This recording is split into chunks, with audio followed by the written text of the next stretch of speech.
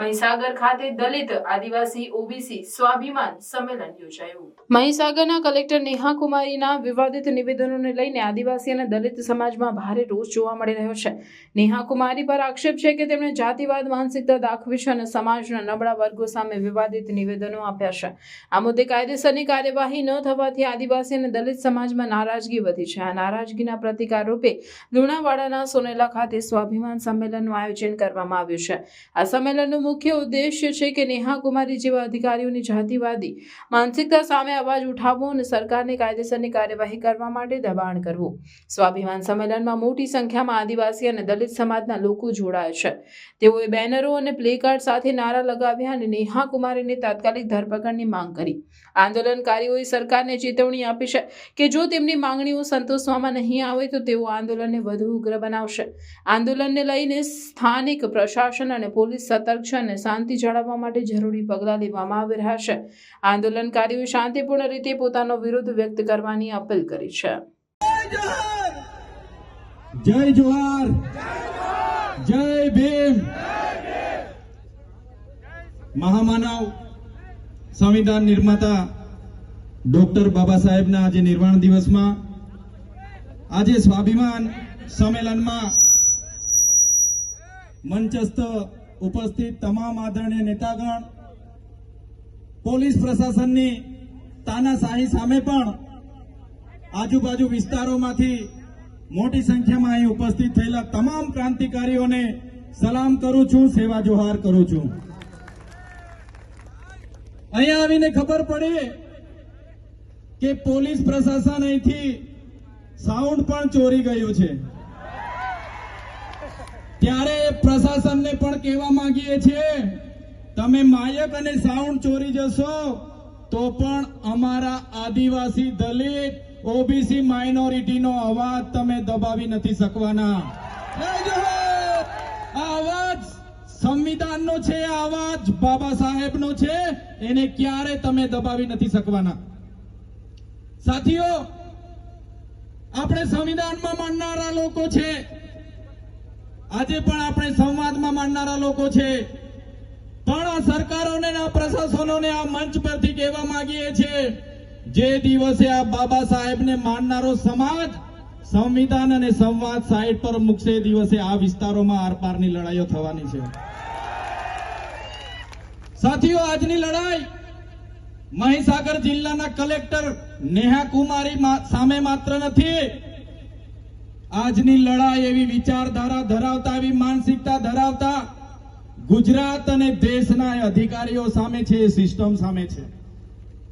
સાથે સાથે આવા અધિકારીઓને જે લોકો બચાવે છે એ ભાજપ સરકાર સામેની આ લડાઈ છે ને આવનારા દિવસોમાં સરકારને પણ કહીએ છીએ, આવી માનસિકતા ધરાવતા અધિકારીઓને બચાવવાનું કામ જો આ ભાજપની સરકાર કરશે, આદિવાસી વિસ્તારોમાં સરકારી એક પણ કાર્યક્રમ અમે નહીં થવા દઈએ। લડત અમારી ચાલુ થશે, ચાલુ રહેશે। ત્યારે આ વિસ્તારના ભાજપના મંત્રી, તમારા ના મારા મંત્રી નહીં પણ ભાજપના મંત્રી એ કલેક્ટર બેનને બચાવવા માટે હવાતિયા મારે છે, હવાતિયા મારે છે ભાઈ। અહીંયા મોટા મોટા તાઇફાઓ કરે છે, આદિજાતિ મંત્રી કુબેર ડિંડોરે પણ સાંભળી લે, અમારા બાળકોને શિષ્યવૃત્તિ આપવા માટે બજેટ નથી એ ભાઈ પર, અને આવા તાઇફાઓ કરવામાં કરોડો રૂપિયાનો ધુમાડો કરે છે, આદિજાતિ બજેટ એને પણ ઓળખી લેવું પડશે। કબીરભાઈ ડિંડોરને કહીએ છે, નેહા કુમારીને તો અમે છોડવાના નથી। તમારામાં પાણી હોય, આ વિસ્તારોમાં શિક્ષકો નથી, એ શિક્ષકો મૂકો। તમારામાં પાણી હોય, તમારી સરકારમાં પાણી હોય, શાળા બનાવો। આ વિસ્તારમાં સિંચાઈના પાણી નથી, એ કરો, અને એ પણ નહીં કરશો તો તમારા જેવા મંત્રીઓને પણ આ વિસ્તારોમાં અમે ઘૂસવાની દે બહિષ્કાર કરીશું। ત્યારે આ માનસિકતાઓ સામે આજે એક થનારો આદિવાસી, દલિત, ઓબીસી માઇનોરિટી, દલિત, વંચિત, ગરીબ આ સમાજનો અવાજ કોઈ નહીં બચાવી શકે। પોલીસ વિભાગના અધિકારીઓને પણ આજના જાહેર મંચ પરથી કહીએ છીએ, અમારા જેવા ચૂંટાયેલા પ્રતિનિધિ હોય પીઆઈ પીએસઆઈ એસપી હોય કે કલેક્ટર હોય, આપણો પગાર પ્રજાના ટેક્સમાં આવે છે. આપણે બધા આ પ્રજાના સેવક છે અને આપણે સેવા કરવા માટે આવ્યા છે. ત્યારે આ બધા ધારાસભ્ય, આ બધા મંચસ્થ નેતાગણ માત્ર નેહા કુમારી સામે નથી લડવા માટે આવ્યા. આ સિસ્ટમ સામે લડવાનો સમય આવી ગયો છે મિત્રો. સંવિધાન બચાવવાનો સમય આવી ગયો છે. આજના મંચ પરથી કહીએ છીએ, ફરી પણ સરકાર નહીં જાગશે, આ નેહા કુમારી સામે ખાતાકીય તપાસ નહીં કરશે, એમને સસ્પેન્ડ કરવા સુધીની કાર્યવાહી નહીં કરશે, તો જિગ્નેશભાઈને હું કેમ છું, આવનારા દિવસોમાં કાર્યક્રમ ગાંધીનગરનો ગોઠવો, હજારોની સંખ્યામાં ત્યાં ઉમટી પડીશું.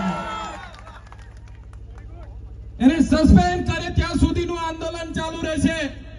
માત્ર મહીસાગર જિલ્લો નહીં, આવનારા દિવસોમાં અંબાજીથી ઉમરગામ, સમગ્ર ગુજરાતના લોકોને આહવાન કરો અને ગાંધીનગરમાં કાર્યક્રમ રાખો.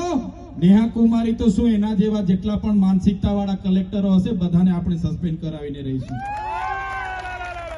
ત્યારે સાથીઓ, આવી જ એકતા, આવો સહકાર બધા સાથી ધારાસભ્ય મિત્રોને આપતા રહેજો. જ્યારે પણ આહવાન થાય મોટી સંખ્યામાં આપણે ફરી પણ ઉપસ્થિત થવાનું થશે તો થઈશું. આજના આ કાર્યક્રમમાં આપ સૌ અનેક મુશ્કેલીઓનો સામનો કરીને અહીંયા સુધી પહોંચેલા છો, ત્યારે સૌનો આભાર માનીએ છીએ. સાથે આવો જ સહકાર તમારો મળતો રહે અપેક્ષા પણ રાખીએ છીએ. સમયના અભાવે અહીં વાણીને વિરામ આપીએ છીએ. જય જોહાર, જય ભીમ, જય આદિવાસી.